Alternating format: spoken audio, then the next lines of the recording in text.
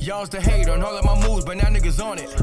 Y'all used to bait me on me and my views, but now niggas on it.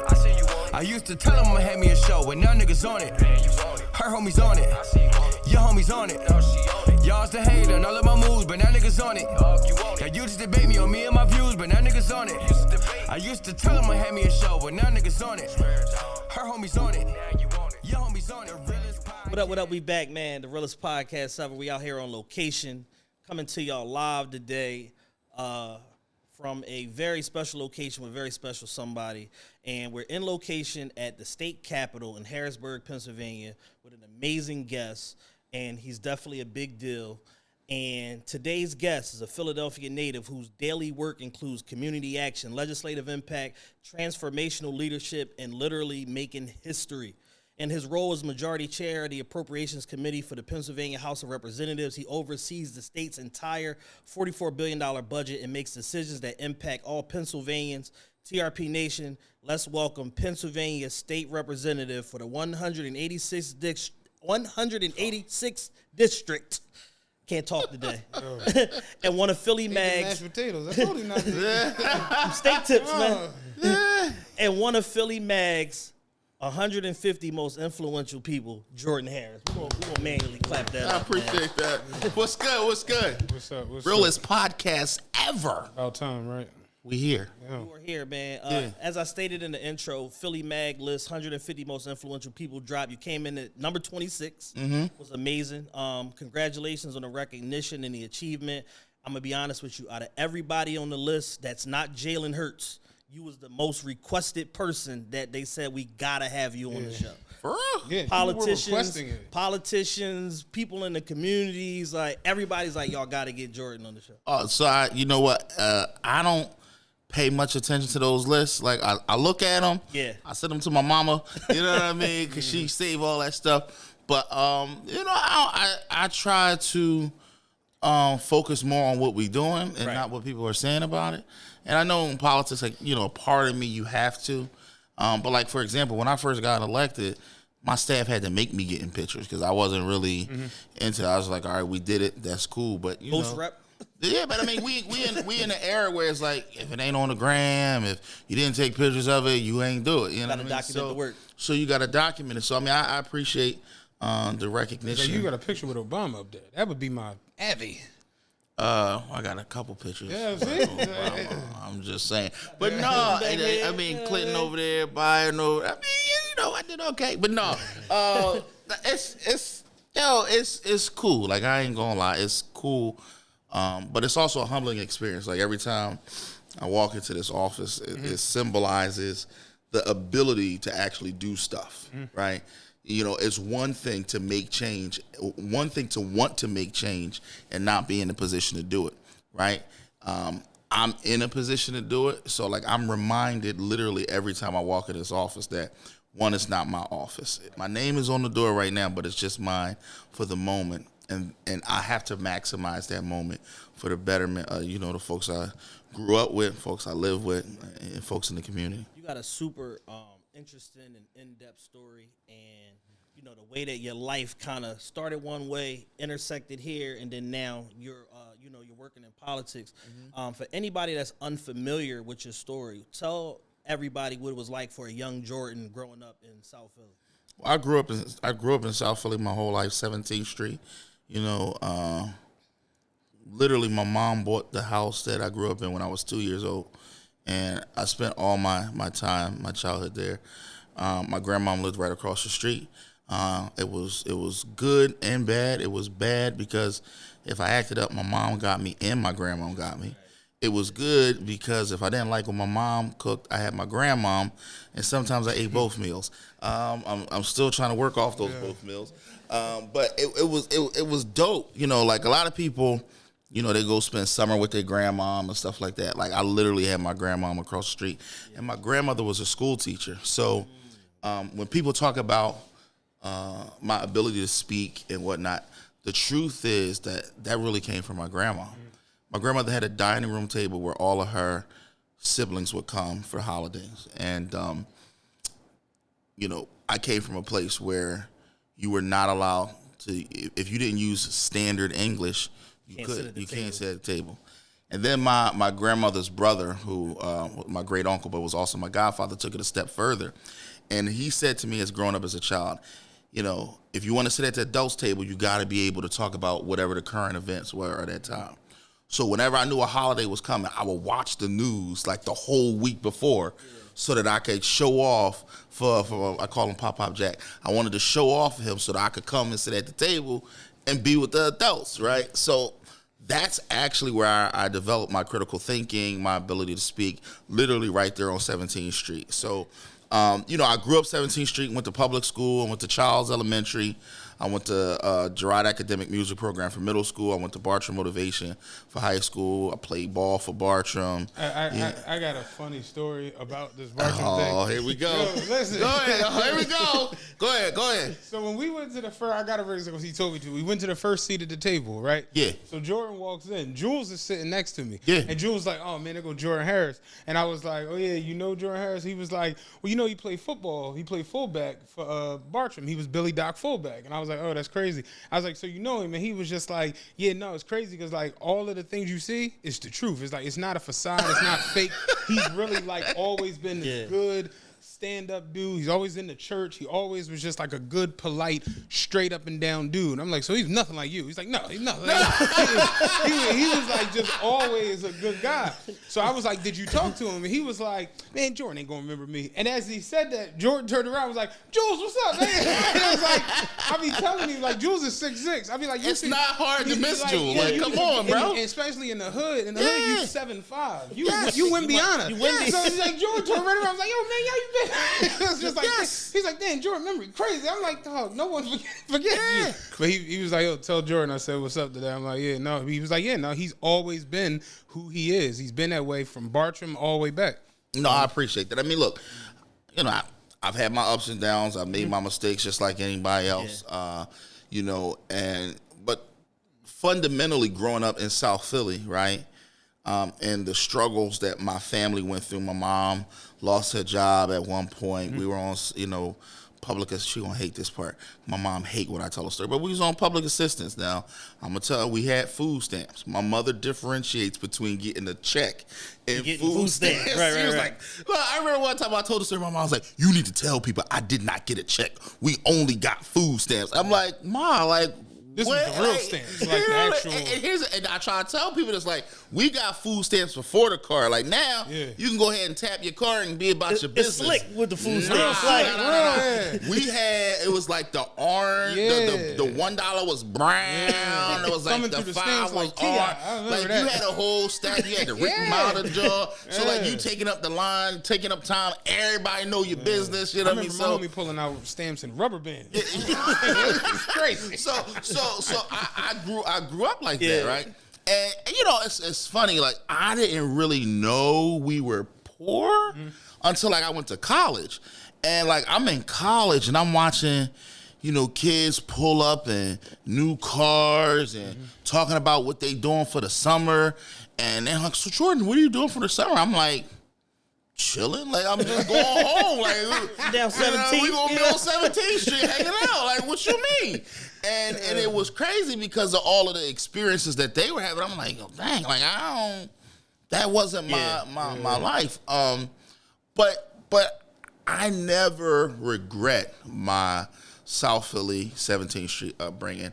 I never regret, you know, walking on Elmwood Ave, walking on Woodland. Like, I don't ever regret any of that stuff because I believe that, not believe, but I know it helps form my opinions. Absolutely. When I come to the Capitol and when I'm advocating for people, I stand in a place where, you know, if we're not speaking up, then the voice of that community is not being heard, right?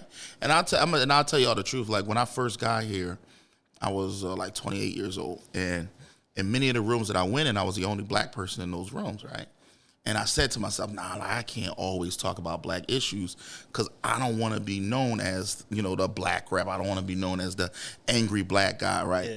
And then after a while, I just got comfortable in my blackness, and I was like, well, the hell with it, because if I don't speak up for the black perspective and I'm the only black person in the room, who the hell else going to say Yeah, something? exactly. So, I got comfortable in my skin of who I am and why I'm here and who I'm advocating for, and the love that I would get from the hood when I would come home from being in Harrisburg, when we were actually able to get stuff done, kind of reinforced my desire to try to be as authentic as I wanted to be and give voice to the folks from my neighborhood. So, growing up in South Philly, the struggles, the trauma, any of that kind of stuff, it really helped inform who I am as a person and what I do in these halls. Yeah. What year did you leave Moat?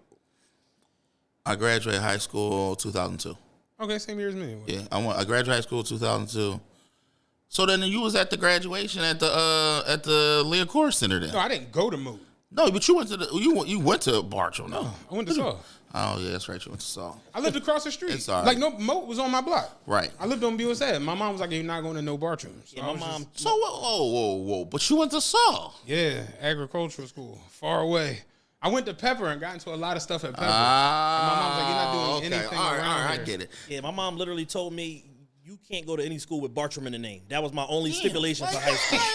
Yo, damn. What you trying to say? Like, Bartram at that time had Mind five you, my buildings, so mom you was had- my mom you was had my options. human mom is service. from South Philly. Keep in mind, my mom was from South Philly. She went to Alden Reed. So Yeah, like, how you going? Come on. At that time, they called Reed. Nah, I ain't gonna go into that. But, Yeah, human services, main building, communications, and business Moat. and Moat. Right. You had five. You legit had 5 buildings that you can choose from. at Business Bartram. was out. I mean, communications was out. 'Cause That was right up next the to street, Pepper. yeah. Right. Moat was across the street. Like my mom was just, you're not going to school across the street from your house. You're just not doing it. Fair enough. Main building was out. Yeah. Well, here's the interesting thing. So, like, I went to Moat, but like my last 2 years, I had classes in the main. Like, I had electives. Yeah, I know. Some In the people main did building. So, like, I would go over to the main building. Then I played football. So, like, Right. we would go over there sometimes. So, I legit spent time in Moat and in the main building. And I bring that up because that also helped frame my narrative on public education. Right. Because I saw the difference between what was happening in the motivation building and what's happening in the main Actually, building. probably night and day. And then it's no slight to my homies that went to the main building, but like it was different. yeah, It was just different, and we all came from the same neighborhoods. Right. You know what I mean? But it was real different, and at that time I didn't understand why. Yeah. But as I got older and I went into public education and I went into teaching and got my master's degree in education, I understood why, and that's kind of one of the things that pushed me into the political space to talk about the policy behind public education. Because, I mean, y'all know this. Where you go to school and what you like, that can really determine the trajectory If of you your in life. the wrong classroom, it might. Bro, Like, yes. it's real. And Yes. back, you figure late '90s. That was when you could put 34 kids in the classroom. Yes. Classroom was like the club. Like, I'm standing room only now. Yeah, yo. All the seats. And here's the thing. So like you do that, and look, I'm not caping for anybody that did the wrong thing. If you did some crimes, like, all right, I get all that. But let's not act like these things didn't play a role into falling into some of those traps, because they did. Like, you graduate from high school with a high school diploma, but you can't get hired nowhere because you don't have a real skill set.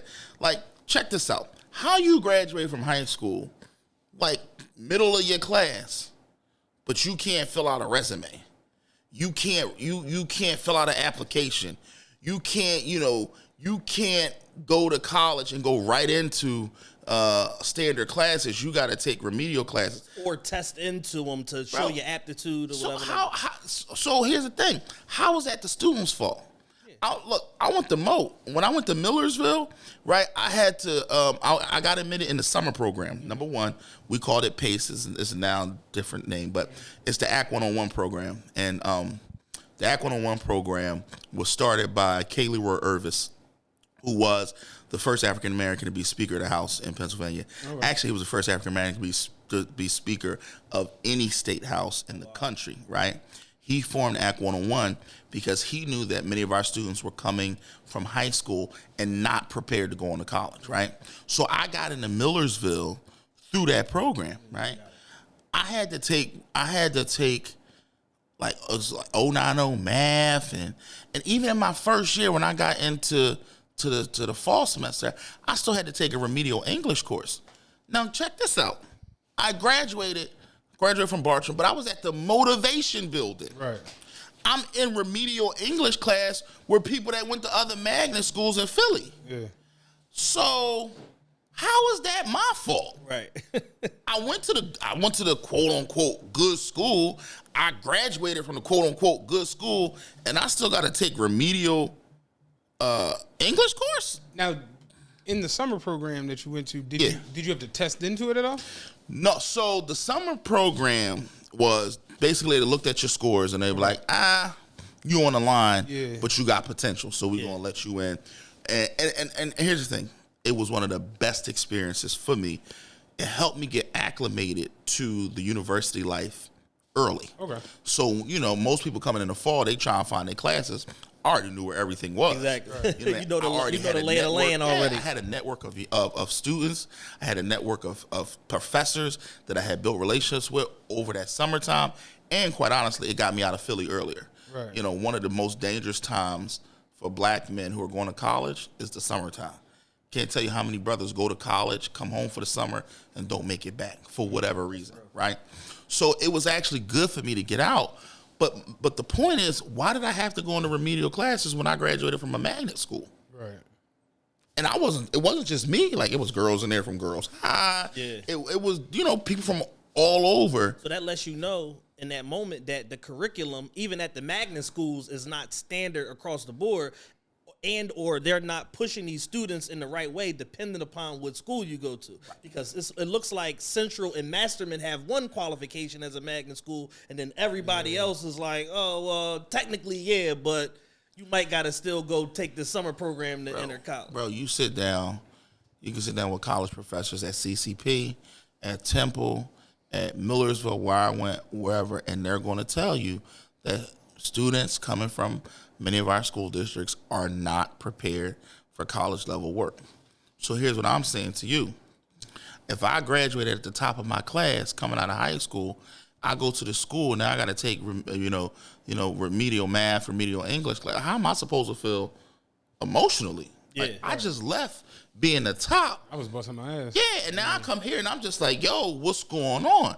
So then that young person drops out after the first year, and that's supposed to be all they fault?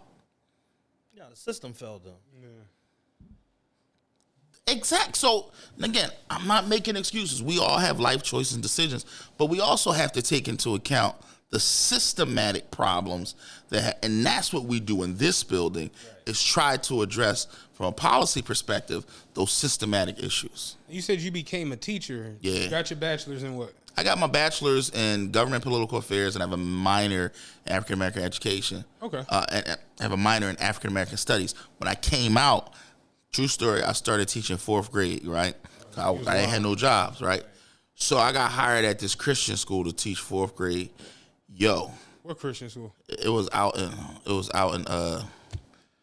in Northwest. Okay. I thought you were about to say where I went. I was about to ask you. That'd be awkward. Yeah. No, I taught at a Christian school, and they used to make you get up at on Fridays. You had prayer at 6 in the morning. I was just like, had to be to school, had to be to work at 6 a.m. for prayer. But anyway, I have a teacher 4th grade, and I hated 4th grade.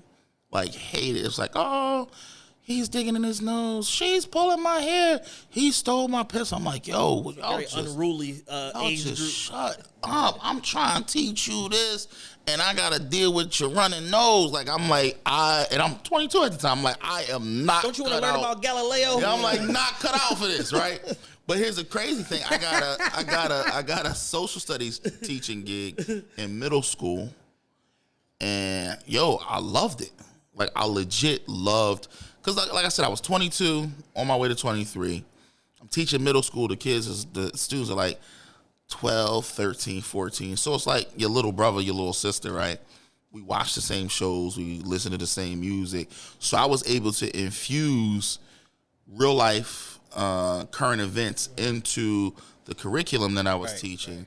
Right. So one grade was world history, the other grade was American history. So I was able to infuse that. And then beyond that, it was just the relationship with the students. So, a big part of teaching is really about, do the students respect you? Is the connectivity. And one of the things I've learned in the classroom is, the moment the students connect with you, they will do it all on themselves, because they no longer want to disappoint you. And I would bet you that everybody watching this can think of that one teacher or two teachers that you didn't want to disappoint. Didn't I just say that the other day? Mr. Pulley, he just passed away. He's my social studies teacher from high school. And he was that one black man where it's like, he wasn't even like no tough guy. Nothing. Everybody just knew, just leave Mr. Pulley. Like, he just cool like that. Leave him alone. He ain't do nothing to nobody. And you were like, we would play around in other rooms, but we would come in that room, and for whatever reason, we just fighting through the tests and taking notes, and that's just the way it goes sometimes. To this day, I have students, former students that reach out to me. I got one that literally just got married a couple months ago, and he was texting me like, yo, I got married, this is what I'm doing, this is where I'm at, whoop-de-woo. I went to another event. One of my other former students, he's a photographer. He was there taking pictures. He's like, yo, what's good, blah, blah, blah, blah. Like, I run into former students and I didn't teach that long until like 2.5, 3 years. But like, to this day, I still have students that reach out because I was able to connect with them.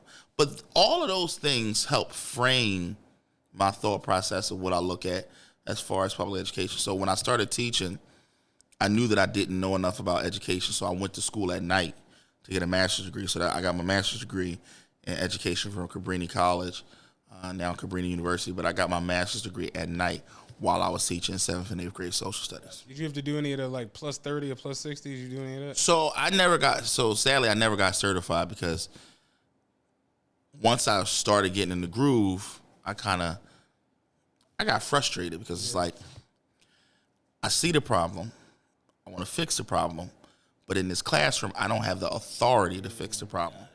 So I left the classroom and I went and worked down at the school district, because I thought working down there, I could affect more change on the problem. I got frustrated there. I went and worked for the city. Thought I could do more there. I'm going to get something done. And that's how it was. Yeah. And we got some stuff done at the city, but then I still got frustrated, and I was like, What you doing with the city? Was that like youth commission? yes. Okay. So I ran a youth commission for the city of Philadelphia for about 2.5 years, and that was cool. Like, that's when the city was having all the flash mobs and all that stuff. And and this is a true story. Michael Nutter was the mayor, and they were going to shut down South Street. They was going to shut down Center City, all that stuff. And I said, cool, but like, you can't shut down all these places and not give young people something to do. So one of the things we did was the larger rec centers in the city, they opened up, but they also gave me in the youth commission, they gave us money to like real rap, like host events. So like, I remember like we had this massive bowling party up, I was like Erie Lanes, I think that's where it was. And we had like thousands of kids from all out, and it was organized so much so that we had police there. We had extra SEPTA buses so that when it was over, the police Get them on the bus, got them on the bus, got them home. We had like a skating party at Elmwood when Elmwood was still open. Same thing. We had police, buses, SEPTA, all of that kind of stuff. And we literally managed making sure that, one, young people had safe places to go, but two, that they had adults there to supervise them. And for me, that showed me that if you wanted to do these things, you can get these things done. Right. But you gotta want to do them, right? Right. So for us, I took that experience, and it was a great experience for me working for Nutter and the relationship and whatnot. But I still got frustrated because he's still the mayor and his word was final. So I ran for office, and I got elected, and I've been here ever since. So would you say that all of those different experiences, teaching younger kids, teaching middle school, working for the school district, working for the youth commission, direct interaction with the mayor, did that kind of shape your political future in terms of like creating that initial interest for you? So it created the interest. I mean, I had an internship back in high school with Senator Anthony Williams. And that the way that came about was because they were actually trying to shut motivation down and move everybody into the main building. I was just like, nizzle, we're not doing that, right? And I went to a meeting, and I spoke at the meeting, and somebody that worked for Tony Senator Williams came up and was like, yo, the senator want to meet you, blah, blah, blah. So I met him, and interestingly enough, after a couple weeks of interacting with him, he offered me an internship in his office. And for me, that was the foundation of watching how interacting with the right folk can actually change the process for you. Mm-hmm. They were on their way to moving everybody, and we organized. It was like, no, we ain't doing that. I had some political support, and we were able to get that done, right? So combine that with my activities at Millersville and being involved in student government at Millersville and all that kind of stuff. Combine that with working for the city and all that. All of that kind of helped put me into the place where I am today, where I look at politics different. Like a lot of people, people always talk to me about people not voting and all that stuff. And I'm like, yo, first off, a lot of people don't even understand politics. Mm-hmm. So it's just like, I don't want to learn it. I don't understand it. I'm going to just, do me. And until it actually affects my life, I'm not dealing with it. Right. And when I got elected and we started doing criminal justice reform work, that's when I started to see a lot of my folks in my neighborhood who didn't really get involved in politics get involved. Because they was like, yo, I'm trying to get this job. I got this criminal record. Oh, you passed a bill that can help me? Right. Yeah, I did. Oh, I can go out and get a pardon? Yeah, you can. Oh, you know this? Yeah, this is what we do. And so that kind of changed. So, for me, all of those things kind of help build how I think politically and why I advocate for the stuff that I advocate for. Got you. And I was going to say, how did your role as a former educator make you, shape some of the policies and things that you push for just to make sure that the school districts and the youth in general are like equitably represented on a state level? Yeah, so for me, the whole conversation about education is a complex one and has very different facets, varying and different facets to it. You have to fully fund public education. The Commonwealth Court of Pennsylvania ruled earlier this year that the way we fund public education is unconstitutional. I want folks to understand what that means. The court, a Republican judge on the court, on the Commonwealth Court, not the local court, on a state appellate court, said that the way we fund education in this building is unconstitutional, meaning it does not meet the standard that the Constitution of the state of Pennsylvania has laid out. So it doesn't even meet the minimum requirement. That's what it means. That's what it means. And what was it that was off with it or whatever? How we fund. It's inequitable. It's not fair. It's not right.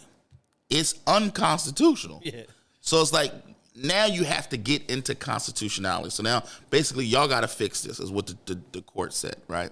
So that's the first thing. So we now know that how we fund education is unconstitutional. So we have to fund education better and fully and do it equitably so that, how you give money to Philly, how you give money to Montgomery County, how you give money to Delaware County, all these different places, and those school districts there has to be parity. There has to be equity in how we do it. Yeah. So that's the first part. But the second part for me personally, is not even just about money, but also where's the money going and how are we spending those dollars? And, I've had a fundamental problem with how we spend those dollars. You can look at Bartram main building and the motivation building and see that there was a difference in how we put money into those buildings. You could look at West Philly High and look at some of the other schools, and you see there's a difference in how we fund those buildings. And it's just not fair. And not fair in the sense like, this is wrong, but like not fair in the sense that this is systematically flawed. Think about it this way. In Pennsylvania, we fund education off of property tax, right? Mm-hmm. So if you live in a $500,000 house, there's a certain amount of money that you pay in property tax that goes to that school. Right. If you live in a $50,000 house, it's the same thing. Certain amount of money that goes from that house goes to that school, right? Well, who's going to have more money? The $500,000 house or the $50,000 house? Right. It's going to be the $500,000. You got more money. Well, if that's the base, now that's really basic, but if that's the basic foundation of how we fund the system, the person in the $500,000 house is going to have more money in their school district every day of the week, right? And what we look at is what can the state put on top of that, right? So that it evens out, and not even evens out, so that it's equitable. Because here's the thing. We know students from single-parent household, students that don't have stable housing, students that come from a poor environment and live in poverty, they not only need more money for their education, but they need more money than other students because they have more challenges when they get in the classroom. Right. So the thing for me is, like, we have to fix that system and not fund it equally, but equitably. And that's the difference. If you ever saw that meme where it's like you got the fence, right? And you got the boxes on the fence and people are standing on the boxes trying to look over. Well, if you 5'6", you need more boxes to look over that fence than that dude that's 6'1", right? That's how education is. You need more boxes because you started off in this situation with less. And people don't want to have that real conversation about how we have to fund it equitably. But not only how fund it equitably, what we're doing with the money, and then you can get into options and charter schools and a whole lot of other issues that, you know, we've been going around as the Appropriations Committee having conversations and having public hearings in different parts of the state to talk about public education, what it looks like today, and what it looks like and what it needs to look like in the next 5 to 10 years as we try to get into constitutionality with regards to this Commonwealth Court ruling. Now you said when you left from teaching, yeah, you came over here and you ran for what exactly? I ran for state rep. So Kenyatta Johnson is a city councilman now in Philadelphia, represents the 2nd councilman in the district. So he represents most of South Philly and all of Southwest. Before he was in city council, he was a state rep. Okay. So when he went to city council, I ran for the state rep seat that he had. What are some of the primary differences between the two positions? So that's an excellent question. Yeah, because people call me about all types of stuff, and some things we do. Picking the trash up on time. Yo, bro, they were like, oh, they ain't come get my trash. You ain't. I'm like, oh, fam, like I don't even do trash. So all right. So real simple for us in Philadelphia. Yeah. 3 levels of government: local, state, federal. Right? Taking you back to middle school days. Federal government is your president, your United States senator, United States congressman. Mm-hmm. They deal with all things that are going to affect all 50 states. They also deal with international affairs and whatnot. That's your federal folks. Your city folks, that's your council person, that's your mayor. They going to deal with all things that are funding at the local level. Your local police department, your sanitation workers, your streets department, plowing your streets, fixing street potholes. All of that stuff is funded with local taxpayer dollars as far as your city funds, and that's controlled by your city council person and the mayor. The state level where I am currently is your governor, it's your state representative, and your state senator. So we deal with all of the stuff that's state funded. The Department of Education is state funded. Department of Corrections, Department of Human Services is labor, is in there? So there is we have labor and industry. Department of Human Services is the largest budget item we have, and that's all of your healthcare stuff. That's your nursing homes, your senior centers. All of that stuff gets funded through there. I think this year, just in state money, that budget is like $18.6 billion just in state money for the Department of Human Services. It's literally the largest. Your state parks, all of that kind of stuff, your state highways, all of that kind of stuff. All of those things are state level issues.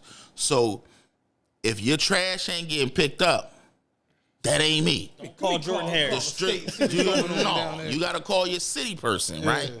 But if city person ain't pick the phone up, call the state. so sometimes that happens. Yeah, that's now, real. The good thing for me is, me and Yacht work together. So like oftentimes our officers work together. I'm like, yo, this person's calling about this, so we can help. Right. But like that's a big thing. Like educating folks on what level of government does what. Because folks just don't know. They just know, like, I know this person's name, and I got this problem.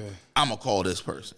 And we try to help we try to help everybody. So even if it's not like, I got people that call me about Social Security. Social Security is federal. We don't deal with that. Right. People might call me, I need a passport. Well, passport, that's federal. We don't, but we'll connect them with their federal officials or their local officials. Territory-wise, in the 186, what is that? What are those areas? So that's Point Breeze. That's all of Point Breeze, all of Graves Ferry, half of the Graduate Hospital area, or if you're from South Philly, what we call across the tracks. So that's half of that. And then it's a part of King Sessing. So, like, King Sessing, I'm like 52nd, 56 from, like, Woodland up to Springfield. Okay. Oh, right. And you came in as a state rep. Yeah. And what year was this that you started doing that? So I got elected first in 2012. Okay, so you've been there for a while then. Yes. Okay.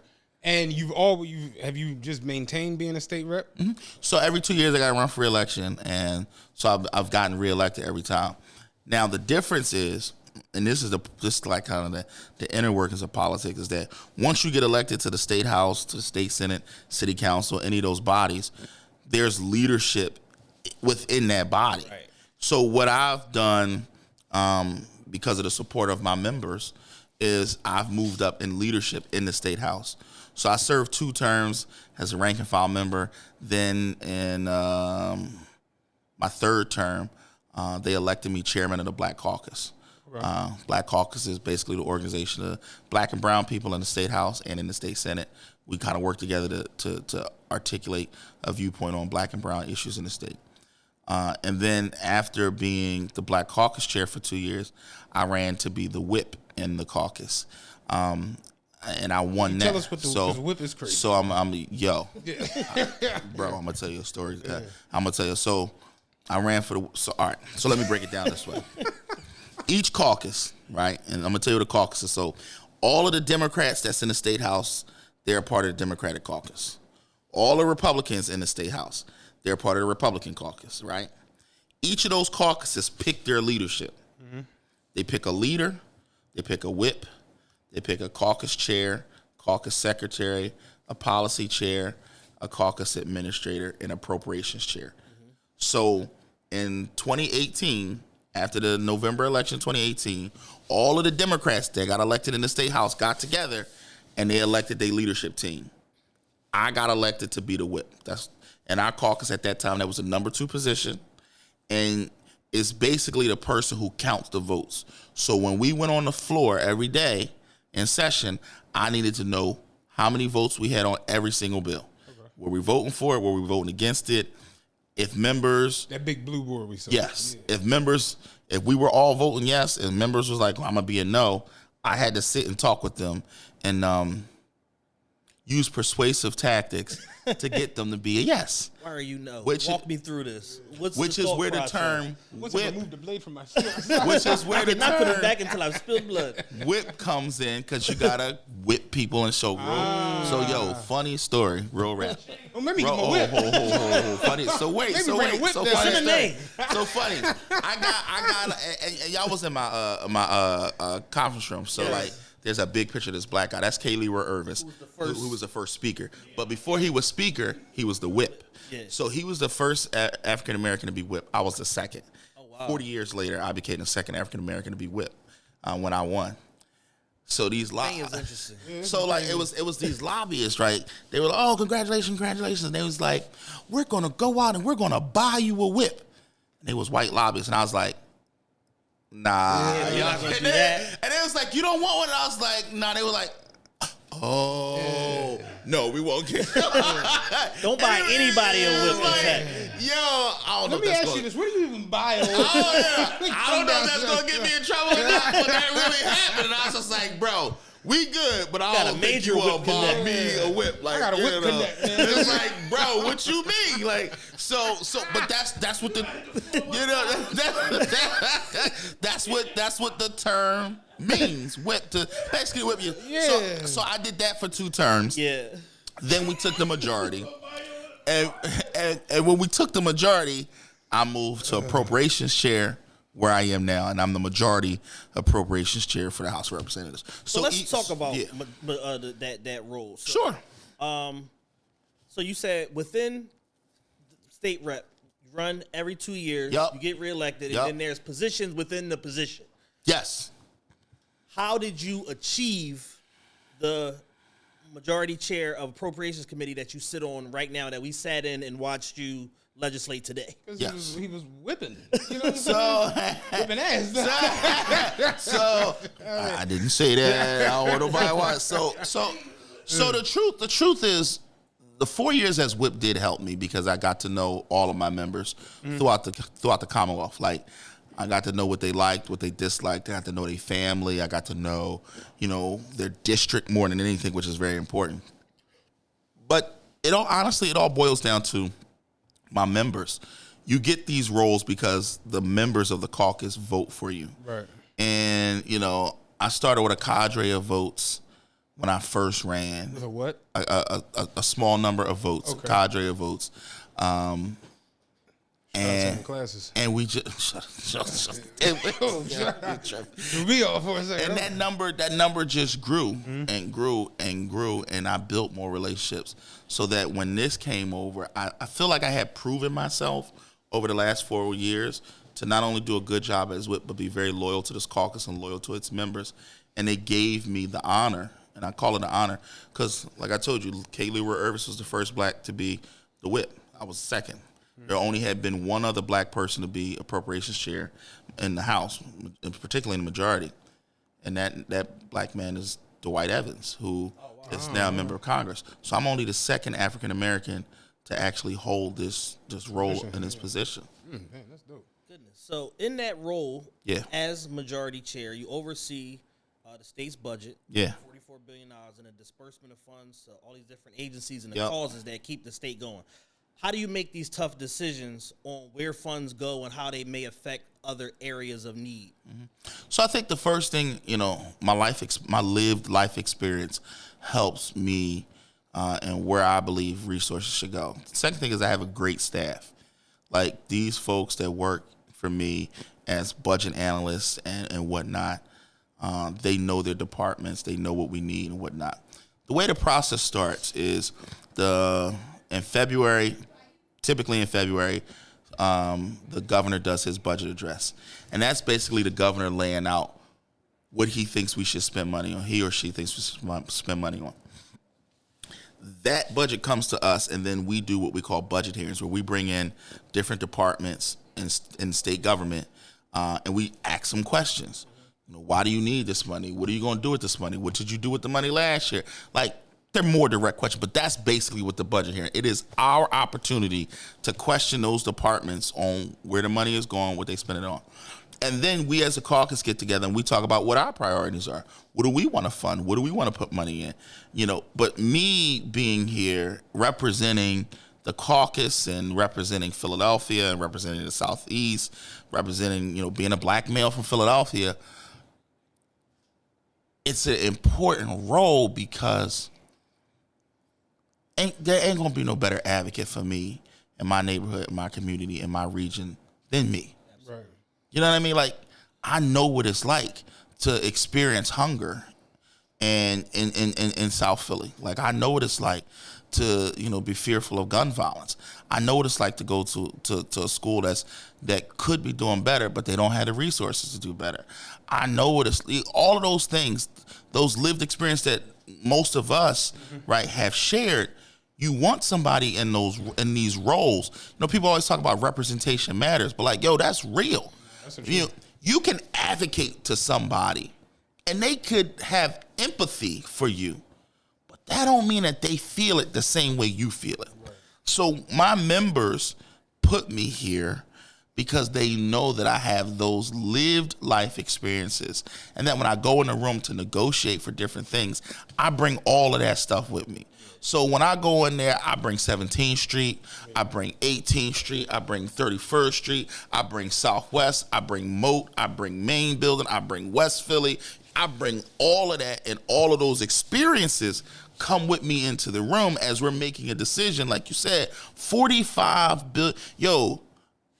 it still blows my mind sometimes that I'm a part of those conversations where we're saying, nah, we need to put more money here because it's going to be beneficial over here because these folks haven't had this, that, and the other. Or no, we should put more money over here. Or we need to advocate for this, or we need to advocate for that. Have there been times where, you go into these meetings and these caucuses and stuff like that, and you're fighting for something that all of your lived experience is telling you this is absolutely right and it has to pass, and it doesn't, or it gets shot down, or it gets filibustered, or whatever like that? Absolutely. How do you deal with those type of scenarios? I drink a lot. No, I'm joking, Mom. I'm joking. I ain't had a drink since February. So there's several things. I think I get frustrated, of course, right? But then I have to remember, there are 203 members of the House of Representatives, and each of those members represent their district. My job is to convince somebody who doesn't have my lived experience, who's not from my neighborhood, who's not from my community, that what I'm advocating for is not just good for me, but it also benefits them. Right. That's the art of politics. And a lot of times people don't get that, right? They think, oh, y'all just up there, blah, blah, blah, whoop-de-woo. Nah, it's called political science for a reason, because it is a science. For me to be able to convince somebody that what I want to do for my folks is beneficial to them is a science. For me to say there's this finite amount of resources, this portion should come here. We still going to take care of you here, but I need you to be okay with this, because at the end of the day, I need their votes to get this done. That is actually a science. You don't just wake up and be able to do that. It comes from relationships, and it comes from actually knowing the process. But it also comes from understanding that there are things that that other person cares about that might not matter as much to you. So you're like, all right, bet. We're going to take care of this for you because I know in your hometown, this is the number one priority. Well, over here in my hometown, this is my number one priority. I need to get this done. So how do I make those trades? How do I make those how do I build consensus to get as many votes as necessary to get the bill passed? Is it frustrating when it doesn't happen? Yeah. What I do though is I come back and I say, okay, what did I do right? Did I educate them enough? Okay, maybe I didn't educate them enough. Did I bring the right advocates to the table? Okay. Prime example. I'm gonna be raw. I'm gonna be real raw. So hopefully, if this get me in trouble, y'all gonna have to find me a job. So we were doing the criminal justice reform stuff, right? Yes. And what I told them, that we were doing these press conferences, and what I told them was, I was like, yo, don't bring me any black people. They're like, what? I'm like, yo, we already know that these issues are gonna help black folk. But if I'm in middle Pennsylvania and I got 1% black folk, Really resonate. It don't resonate. And here's the thing, they not wrong. They represent their constituencies, right? So what I said was, I need people speaking at these press conferences about how this bill will change their lives. I need people that look like the other areas of the state where we need to build support. And that's what we started to do. So we started to go out to rural Pennsylvania to find folks who are affected by the criminal justice system just as much as the folks in my neighborhood was, so that they can share their message, understanding that that person looks like the representative that I'm trying to convince, that person lives in that representative's district, that person has the same lived experience as that representative, and therefore when they see that person, they see the bill differently. It ain't just about Philly or Pittsburgh, or it ain't just about black folk or poor people. No. It's about your cousins too. Yeah. Because your cousins is getting jammed up in the same system. But I got to show you that. So, I get frustrated, but then I also think, how can I do this thing differently? How can I do this thing better? Because a big part of what I'm doing is I'm just convincing people of what I'm saying is right. Can I ask this? We came down to the meeting today, the appropriations meeting, right? Yeah. We went down to the actual floor. Yeah. Now, the floor was a lot. It's a lot. Remember, this is like So betting. it's a little bit like the stock It's market. like betting on the ponies. Like it's a lot of action. It's too much going. It's too much going on. Are y'all voting on things constantly every day? Yes. Because that's what it felt like, and it felt like it's a lot of different things getting voted on. Like, Yeah. So yes. So we typically are in session Monday, Tuesday, and Wednesday when we're here, right? right. So when we are here, we might vote on in one day 30 or 40 different pieces of legislation. And those pieces of legislation could be on 10, 15 different topics. So we go to caucus. That is when the Democrats get together, Republicans get together, and the executive directors of the committees where these bills are, these are folks are like the experts in those topical areas. They'll explain the bill, what it does, who it affects, who's in favor of it, who's against it. And different members have different, issues that they're concerned about. So they, may focus on more things and focus on this, focus on that. And then we go down and we take our votes. And, how are we going to vote as a caucus? Why is this important? Who's going to help? But yeah, we can be voting on 5 education bills and then vote on 4 environmental bills, then vote on 4 judiciary bills, and then vote on 4 bills, that name bridges, or in a day we can go a full range of everything. It's crazy to think that all of that has to get voted on, like bridges, street, and all of that. All that stuff we vote on, bro. We vote on all of those things. If you want to change the name of a state highway or a state bridge, you got to get voted on here. If you want to change how many days a kid can go to school, you got to get voted on here. If you want to change how we pardon people, got to get voted on here. If you want to change CCIS or any of those other child care programs that people get, it get voted on here. All of that stuff. So let me ask you this.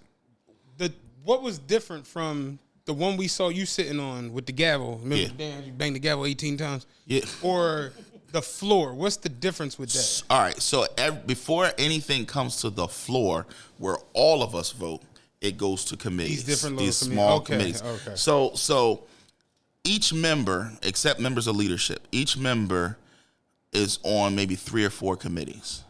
So like, for example, there's the education committee, there's the judiciary committee, there's housing, there's health, there's environmental resources and energy. Like every facet of life you can think of that we have to deal with, there's a committee. So when a bill is introduced, and any member of the House or in the Senate can introduce a bill in that chamber. So like if I say I want schools to go from 180 days to require 200 days, right? I will introduce a bill to do that. That bill would go to the Education Committee. And our caucus, Democratic caucus, because we have the majority of members on that committee. In education, Republicans has a certain amount, right? So before that bill can come to the House, those committees hear that bill and they vote on it. Because in that committee, they can vote yes to send it to that floor. They can vote no to not send it to the floor. Or they could change it, what we call amend. So they could amend. Only those committee members, though, could do that in that committee meeting. Then the bill comes to the full floor of the House. Okay. If it gets voted on and gets passed out, it comes to the full floor of the House. Then any member of the House can put up an amendment to that bill. We call that second consideration. You can amend a bill on second consideration. If you get enough votes to amend the bill, you can change it to say whatever. You might say, I want 221 days instead of 220. So you will put that amendment in. And if you get a majority of members of the House to agree with you, that bill is now amended. And then it goes to third consideration where we all vote again for the whole bill as amended, or if it wasn't amended, whatever.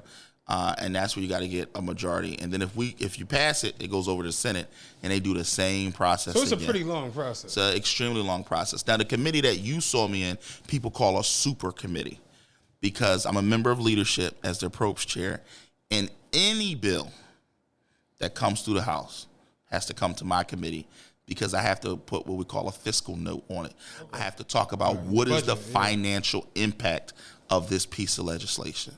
So my committee, that's why the folks that work for me, they are experts in every single department.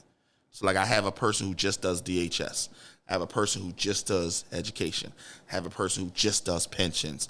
I have a person who does energy. I have a person who does the police departments and the Department of Corrections, whatever, because any bill that comes through the House, whether it's a House bill or if it comes from the Senate, eventually, before we can vote on the floor, it has to come to my committee for us to talk about how much it's going to cost.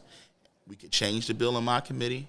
We can not move it, and then it can't get voted on in the House at all. Mm-hmm. So it's a very powerful committee in the sense that you got to get through the Appropriations Committee to get to the floor of the House of Representatives, and that's, again, for any bill. Now, why did it seem like it was so much going on the floor? Because it is.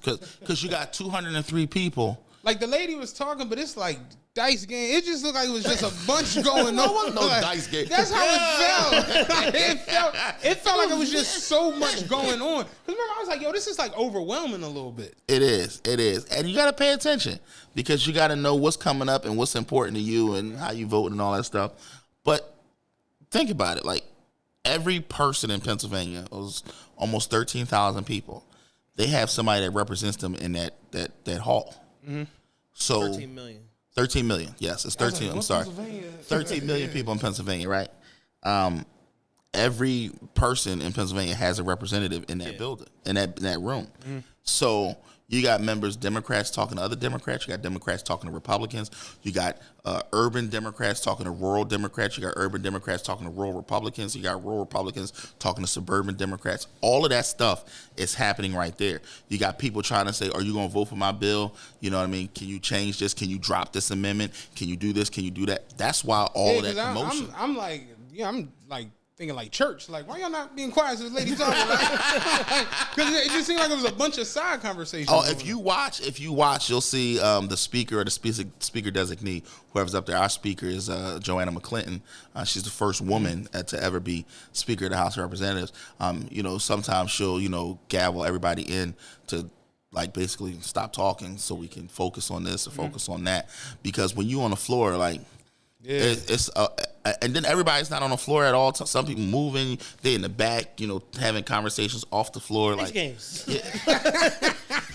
Y'all gotta chill. Where you at, my man? Selling socks. It's gonna be on Instagram. It's gonna be on Instagram. Like, dice games be happening on the floor of the House.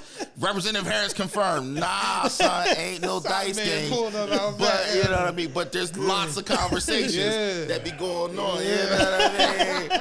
So and people talking about a whole lot of. But now that you explain it that way, I can see that now. Like, you got people who normally don't see each other or see these people going back and forth. They talk all the time. Yeah. And some action requires more attentiveness than others. So it's like it could feel like in the moment that there's votes happening and nobody's paying attention, but they already had the majority or whatever, knew what they were going to do before they even, before it even got up. So check this out, right? When y'all went on the floor, it was opening a session, right? Mm-hmm. We literally were taking attendance. That was the first. That's the first vote we took. Was attendance. Like, it's called master roll because it basically tells us who's here and who's not here, how many members we have that are. But yes, so that was master roll. It's attendance. Mm-hmm. And instead of going through Harris, McClinton, Dawkins, Cephas, Bullock, everybody's name was on there. We push a button, and that's how you know who's here. Virtually check in. And then after that, that's when we get the day rolling. We go to caucus. We discuss what bills. We have committee, because we'll have committee meetings in that break. We have committee meetings in the morning. Like, when we hear, it's just a constant crazy. Yeah, you had meetings all day in between. Oh, yeah, so I have and then committee you're still meetings. Waiting potentially to go back into session. Oh, yeah, I got all that stuff going on.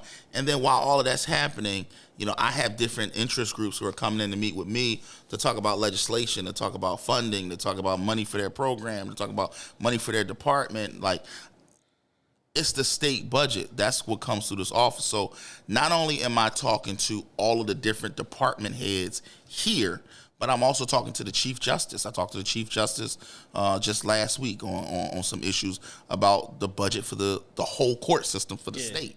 You know what I mean? I was texting with the Auditor General, who's the guy that does all of he's the watchdog of the budget. Like, I was texting him about, his budget stuff. So I'm interfacing with them, but then I'm also interfacing with Penn, Temple, University of Pittsburgh. I'm interfacing with PICO. Any major company. They're coming in and talking. And then also your community groups and community folks. They're coming in to talk about what they need. So on any given day in this office, You can see the lieutenant governor walking in. You can see the chief justice of the Supreme Court. 2 days ago, the mayor of Reading was in here to talk about what's going on in Reading. Like, you never know, sitting in this office, who I'm having a meeting with to talk about a particular issue. Something I'm curious about is how do you divide your time between Philly, Harrisburg, and then the other parts of Pennsylvania that, you know, need some form of your attention in whether passive or direct way. So I have an amazing staff. Like my district office staff are the greatest. They from the hood. They from the community that we represent. And so they literally hold me down, because being in leadership, I now have greater responsibilities to not just my district, but to honestly the whole state. Yeah, the state. Right. So I'm up here. We're in session several days a week. Then I typically go home and do stuff in my district office. But because I'm the appropriations chair, I got members from all over the state who want me to come to their district and see projects. So a bridge collapsed. They need money for a bridge. They want me to come out and see that bridge. There's a health center that needs money in this other part of the state. They want me to come out and see that health center and talk to the folks there. There's money needed for mass transit. They want me to come out and see that. There's money for this university. They want me to come over there and see. So, like, I'm in Philly, I'm in Harrisburg, but I'm also, like, last week I was in Wilkes-Barre, Scranton. A couple weeks before that I was in Pittsburgh. End of this week I'm in Allentown. Like, I'm literally all over the state. All over the state. Sounds that way. Something amazing that you did that we kind of glossed over a little bit, like in the beginning, that we need to talk about is the Clean Slate Act. Yeah. That you got passed, which is something that you essentially started working on the minute you got in the office. You started working on this, got it ratified, passed in 2018. Yeah. Why were you so passionate about the legislation and helping people to get a second chance of living a life without a criminal record? So the truth is, that's actually the bill right there. So amazing. Right there sitting, we call that the pen card. But House when we first passed House Bill 1419. That was the Clean Slate Act. If you look at it, that's the first page of it. Tom Wolf signed it for me when he was governor, and that's the commemorative pen. I actually do have the actual pen that he used to sign. Did Obama do anything on it? No, so that's federal. So why is it hanging from that? Oh, I just like that picture of Obama. So that picture with Obama ain't got nothing to do with it. It's the picture underneath. Oh, I'm thinking it's like a Twitter thread. Like, just all the connectivity. Yeah, I met Obama at the bill. We might need to change that. He said, "Jordan, you the truth, homie." And then next thing I know, Wolf signed my bill. No, so like I'm dead. Like I'm looking at him, and I thought they had something to do with each other. You are absolutely right. We probably should change that. So, growing up in South Philly, right? Like, one of the things when I got elected, like, all the homies was just like, yo, you know, now that you're off, can you help me get a job? And they're like, all right, bet. What you want to do? I was going to ask you that when we got done. It's like, it's like, well, what That's you want to do? definitely on my docket. And it's like, all right, I want to do this. I want to do that. Well, one of the first questions I've always had to ask, I hate to say it, but, like, homies in the street, like, well, you got a record? Mm-hmm. And, you know, some of them like, well, yeah, I did this 10 years ago, 15 years ago, I got this, blah, blah, blah. All right, bet. And the problem was lots of them were getting disqualified from jobs that they could do well. You know they can do the job. They have the experience. They have the prerequisite skills, but Yes. this one thing is preventing them from getting hired. Yes. So I just felt like that ain't make sense. You know, I grew up in church, a Christian. And I tell people all the time, the good Lord may be forgiven, but the criminal justice system isn't. Mm-hmm. And, you know, you got folks who got stuff coming up from 10, 15 years ago, still stopping them from getting a job. And that just didn't make sense to me. Yeah. So when I first got here, I tried to do it. And, like, people wasn't trying to hear that. They was like, nah, we need to know what you did 15 years ago, 20 years ago. And I'm just like, nah, you don't. Particularly if it ain't got nothing to do with the job that the person's trying to do. Right. So for the first couple of years, it's like I was introducing the bill. Nothing was happening. Then this guy came to me who was a lobbyist, a government relations professional, and it was this actual group called the Justice Action Network who wanted to work on criminal justice reform. And they came to me, and I'm like, all right, bet, let's do it. So they paired me up with this Republican, white woman from middle Pennsylvania, middle-aged white woman. We had absolutely nothing in common, right? But they was like, yo, she going to work the Republican side, you going to work the Democratic side. We was like, all right, bet. Her name is Cheryl Delosier. And so we worked for years to get this done. And that's what that represents, the Clean Slate Act, which was the first of its kind in the nation when we passed it here to automatically seal criminal records. So when we first passed it, it only dealt with misdemeanor 2s and 3s. So if you had a misdemeanor 2 or 3, after 10 years, if you paid all of your restitution and all of your fines, your record will automatically be sealed. So no expungement. You don't have to do anything, take any additional steps. Nothing. It's in the state legislation. It's done for you. M2s, M3s. That's what the first Clean Slate Act was. The second iteration, we came back to fix it up, removed court costs and fees. Because what we found out was that, people couldn't get the clean slate because they owed fees. They couldn't pay the fees because they couldn't get the job, right? So we removed the fees. Still had to pay restitution because the thought was, if you stole from somebody or if you caused some damage, a part of your... That's a civil action. You need to pay that, right? So that's what we did. We're literally 2 votes away from getting the third version of Clean Slate done. And that's the thing that I've wanted to do from the first day I got here. And that was a pathway to seal felonies.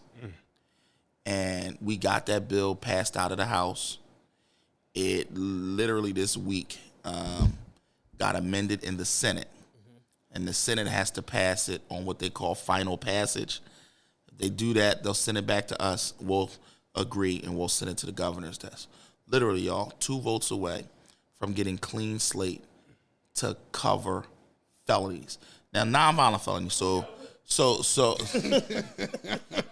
Senate Republicans. So they don't cover murder. Yeah. If you did anything with a kid, no, you on your own. But without felonies, Clean Slate has already sealed more than 40 million records in Pennsylvania. It's helped more than 1 million people in Pennsylvania. That's without felonies. Right. With felonies, we believe it's going to help. It's going to seal tens of millions of more records. And not only did we do it here in Pennsylvania, but since we did it in Pennsylvania, like I said, it was the first of its kind in the nation. So far, 11 other states have passed Clean Slate laws in their state. More than half of the states in the United States have introduced them. They didn't pass them yet, but they've introduced them. And even on the federal level, for federal charges, they've introduced a federal Clean Slate bill at the federal government to try to do the same thing that we did here in Pennsylvania. Woke up for that. So I it's one of those things where it's like, yo, I came here, I had a problem that I wanted to identify because my homies back home was like, yo, I can't, blah, blah, blah. And we passed it, right? And look, when I first passed it, like I had homies like, well, it don't cover felonies. And I was like, bro, like we got to start somewhere. Yeah. Now, like I said, 2 votes away from it covering nonviolent felonies, which would be life-changing for the state of Pennsylvania. The second thing, though, that it did do was it just changed the game in criminal justice reform in Pennsylvania. So we did Clean Slate, then we did something around occupational licenses, which is, a lot of people don't know in Pennsylvania. I mean, to cut hair in Pennsylvania, you need a license. To braid hair, you need a license. We got all of these licenses, and we had people who were getting disqualified from getting a license and different things because of their criminal record. Oh, wow. So we changed that law like 2-3 years after we did Clean Slate. And what Clean Slate did, though, it showed people that we could do criminal justice reform and the world wouldn't come to an end. And it just, more people are applying for pardons now. More people are applying for commutations that are in prison. Like, it gave people hope that you could get a real second chance in Pennsylvania. So even if Clean Slate didn't personally touch you, there are lots of other things that a lot of people weren't applying for pardons. Yeah, it's a domino effect. They started applying for pardons. I mean, hell, I got people that work in my district office that actually have been pardoned by the governor. That's decent. You know, so. That's fine. Yeah, a friend of ours works in another district office. He went through the whole pardon process and everything like that, and he works with Councilman Curtis Jones. Yes. Yeah. I know who you're talking about. So, you know, this stuff is real. You know, I tell people, like, that's the one thing I get to go home and go to sleep knowing is that, like, some of the stuff we do, not everything, and we still working to get other things done. Yeah.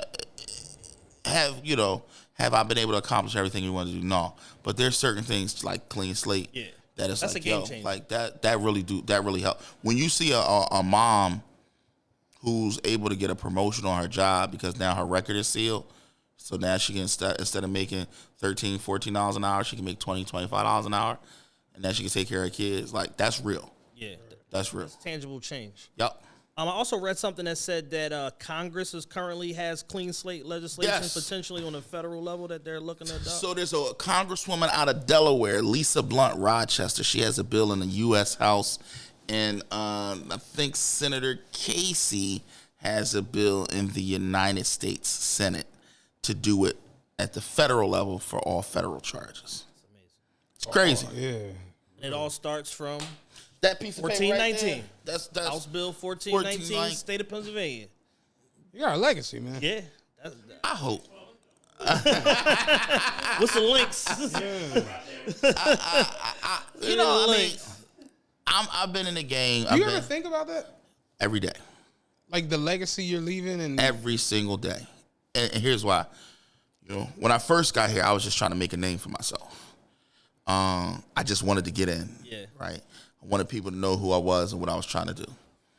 Now that I'm at the place where I'm at, people know me in the building. And, you know, some people don't even know me in the street. Like, I'm blessed. I really, it's humbling when somebody walks up like, yo, bro, you doing good. Oh, yo, I follow you on social media. Can you help me with this? Whatever. I appreciate that. But now that I'm past 10 years and I'm thinking longer term, the question that I ask myself is, what will I be remembered for when I'm done with this? I'm not leaving anytime soon. I want to be clear with that. Yeah. I'm not going anywhere anytime soon. I got a lot left to do. But I do think about that. Like, when my day is numbered and I'm no longer in office and I've moved on to do something else, what will people remember me by? What will I have done that has actually made somebody's life better? And better, easier, more efficient. And I'm not joking, like, every day I measure my actions in this building by how much, you know, how much closer did I get to achieving the next step in building out a legacy. Last couple questions, and Sure. we're going to wrap this thing up. But this has been an amazing conversation. But looking forward to the point that you just made, looking forward, what do you see for yourself in the future of politics? So, you know, it's funny. People ask that question all the time. you trying to be president, man. I could drop you. No, so people like, oh, you running for me? I would never want to be president. I'm going to be honest with you. Because, like, the fact that everybody know you after that, the fact that you can't go anywhere. Can't go down 17th Street after that. You You know what I'm saying? You just can't sit on the corner. You know what I mean? I just can't go to my mom's house and chill. No, I don't.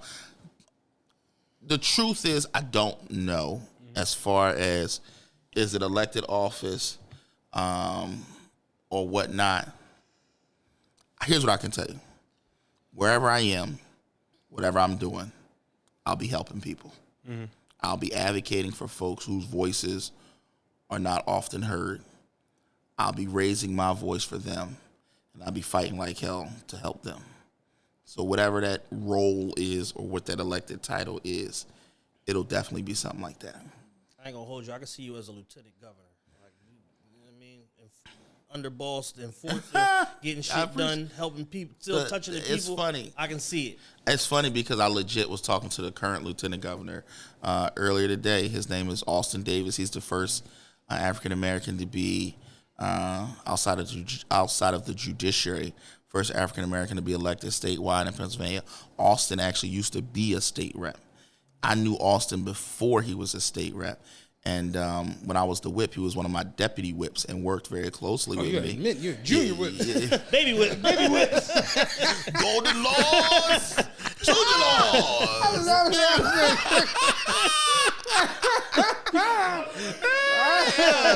Yo, tripping. But no, he was one of my deputies, and he's the current lieutenant governor. A very, very good friend of mine. Very good friend. That's my man.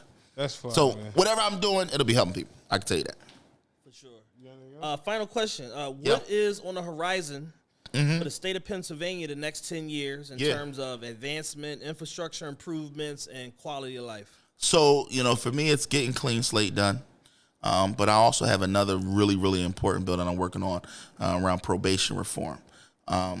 Back when, it became popular to talk about probation reform with Meek and the stuff that he went through, I had started working with Mike Rubin, Jay-Z, all of the folks at the Reform Alliance with Meek around addressing the issue of probation reform in Pennsylvania. So not only are we very close to getting Clean Slate done, we're very close to changing how we do probation in Pennsylvania.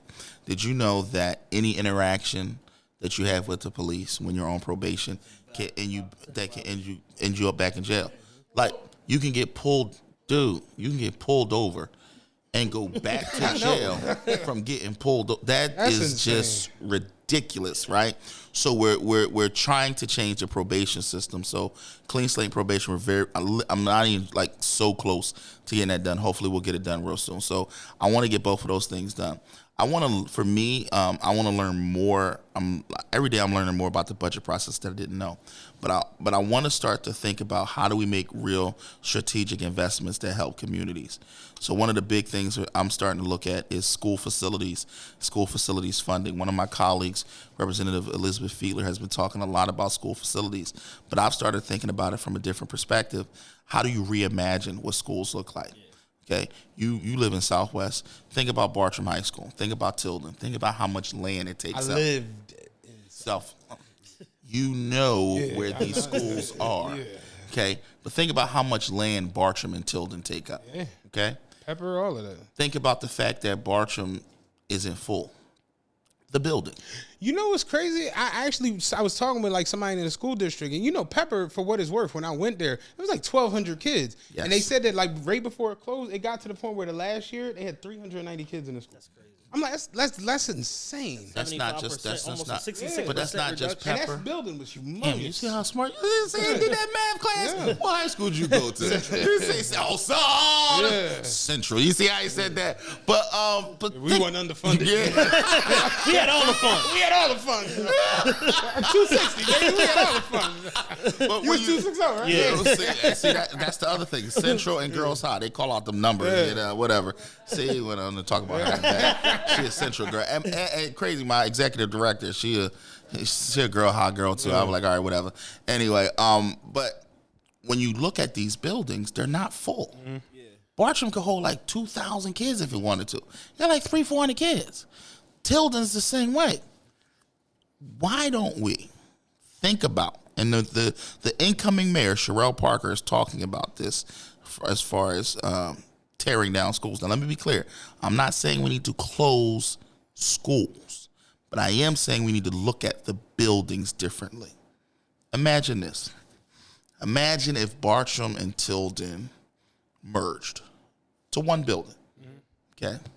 Imagine if you redesigned, maybe tore both of the buildings down and rebuilt a new state-of-the-art building that has air conditioning so the kids can be there in the summer getting enrichment classes. Mm-hmm. Imagine if the building stayed open past 3 o'clock and now the community could use the building because people in Southwest Philadelphia, they need services as well. CPR classes for young mothers. Think about this. Imagine if CCP said, you know what? Instead of coming all the way down to Spring Garden, we're going to offer classes right here in Southwest Philadelphia. Imagine if not only did that building house those students during the day, but imagine, because we got a whole lot of land, imagine if it was a library attached to the school. Imagine on the other side of the building there was a health center attached to it. Imagine on the other side there was a rec center. When you think about Bartram and Tilden, it's several blocks long. You just got two buildings, neither of which are full of students. We're spending a lot of money on both of those schools, but you can't be in there in the summer because it's hot as hell. You know what I mean? You can't have, like, the Wi-Fi is crazy because the walls are so thick. Yeah. Like, you can't do any of that stuff. So we need to, we got asbestos. We need to fix school buildings and all that.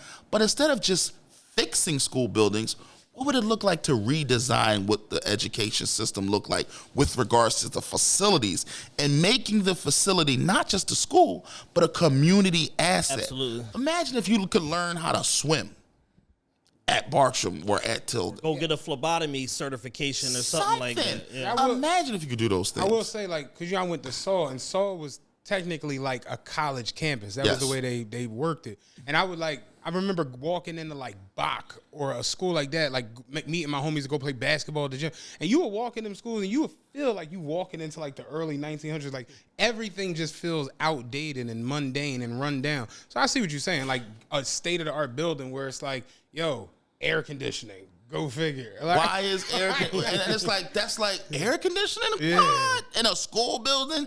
Yeah, go outside of Philadelphia. They all got air conditioning in the counties. Yeah, I said it the other day. I don't remember. Like, you know how now they send the kids home because it's too hot?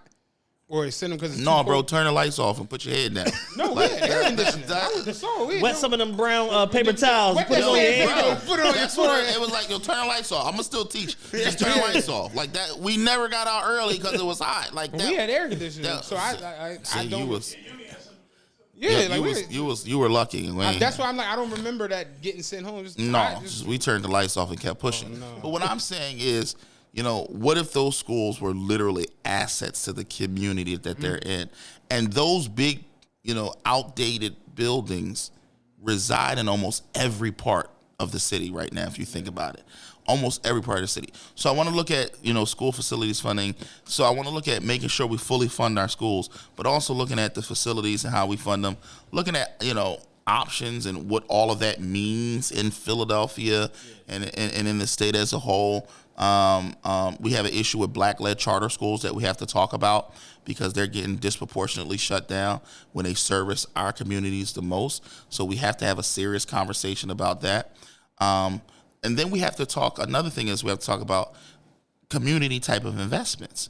I want to look at, what we're doing at the state level to invest in community type of corridors. So in Philly, not just Broad Street, but Woodland Avenue, Point Breeze Ave, Chester Ave, Germantown Ave, Ogons Ave, Stenton Ave, like all of these kind of places. What are we looking at doing? And another thing is, there are lots of jobs and contracting opportunities with the state that many folks in our communities don't even know exist. Yeah. There are people who have started companies because of contracts that they've gotten with the state to do different things. We have to look at how we're doing those things and diversifying those. I can go on and on to talk about higher education, and I have a bill that's going to run next month called the PA Promise that talks about making college more affordable, making college free for folks who are going to our state system schools, folks who are going to community college. Like, the list goes on and on about what we want to do. The thing is this: we have the resources that we should be investing in the state of Pennsylvania, but we have to answer the question of who we want to be as a state. What is our identity? Do we want to be known as a state that doesn't fund its schools and is funding at one of the lowest levels, or funding our higher education at the lowest level?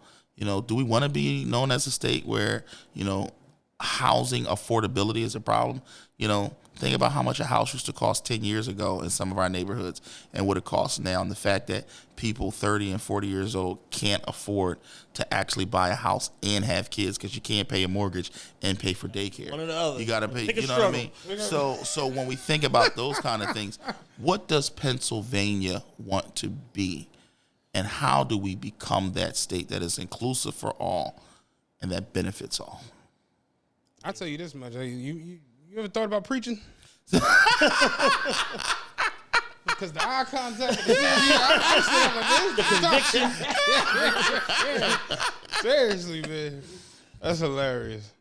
No, man, we really appreciate you for this. Absolutely appreciate this. I just want to let y'all know on air, Jordan rolled the red carpet out for us. Yeah, straight up. We were talking to him about doing an interview and where we're going to do it. And he said, y'all should just come up and, I had y'all come down to the floor and meet the staff and meet people and blah, blah. Y'all already know some of the people. Yeah. Come up, meet my staff, kicking in the office, rolled out the red carpet. Amazing lunch. I don't know how y'all gonna get rid of all this food. Somebody got to come eat all this food. I was looking for the styrofoam. But I need a couple platters. We got some Tupperware. To go home. Jordan called me. Where my Tupperware? But this whole experience has been amazing. We really absolutely appreciate you, and thank you so much. The fact that you opened your doors to us, and I know this is going to be a continual conversation as we go forward. I want y'all to come back, and the reason why is because I want you to meet some of my other colleagues and talk to them. And the reason why this is important is because you guys have a platform for our generation, and I want our generation to understand politics better. Not because I'm asking for a vote, because that's not what I'm doing, but I am asking for people to be engaged and at the very least, understand the government that is going around you and that is affecting your everyday life. If you look at your paycheck, it's being affected by what's happening in this building. If you look at the schools your kid goes to, it's being affected by what happens in this building. If you look at your streets, it's being affected in some places by what's happening in this building. And I'm not saying you got to be watching CNN every day like me, but I do want folks to be able to understand more than a clip that's on Facebook or on Instagram. Many times that's what we want. More than what's misleading, right? Yes. Yeah, I know. Yes. But having a full, having a fuller understanding. Listen, the way to keep us bound is by denying us the information. The past, for me, when I look at the struggle that we had a struggle for civil rights. The struggle is now no longer about civil rights. It's now about silver rights. And the way that we are going to have to combat what we're doing is going to be economics. And the way to get to economics is understanding the politics around it. Total politics around the economics and the economic uplifting of a community. Preaching. Telling you. Good, y'all. That boy good. Appreciate y'all. Jordan, we appreciate you, man. Thank you so much. We know you're busy. Watching it go on. I see it now. Everybody that's listening to this or watching this, share. This is an important conversation, messages that need to be heard within this, especially if you're within the state of Pennsylvania, because these things that we discussed today and that Jordan spoke about so eloquently affect your day-to-day life. So y'all need to be more informed, more in tune. It may ultimately benefit your future. And kudos on House Bill 1419 and all the amazing work with Clean Slate. That's some super transformative legislation that you passed. That's helping a ton of people. Going to help a lot more once the next phase gets passed. We're going to get it done. Yeah, man, straight up. Appreciate you, bro. We out of here. We out. Peace. Peace.